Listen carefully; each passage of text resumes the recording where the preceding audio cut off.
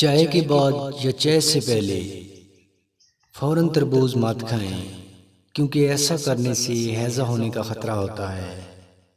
اگر وزن کم کرنا چاہتے ہو تو دہی میں ادرک کا رس ڈال کر کھاؤ۔ خوبانی کا رس چہرے پر ملنے سے چہرہ چمکدار ہو جاتا ہے۔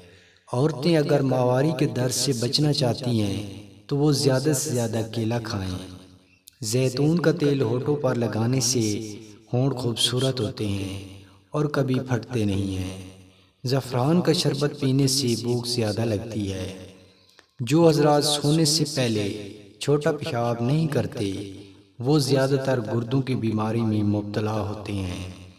جو حضرات قبض کی بیماری سے چھٹکارا حاصل کرنا چاہتے ہیں تو وہ نیم گرم دودھ میں زیتون کا تیل ڈال کر پئیں۔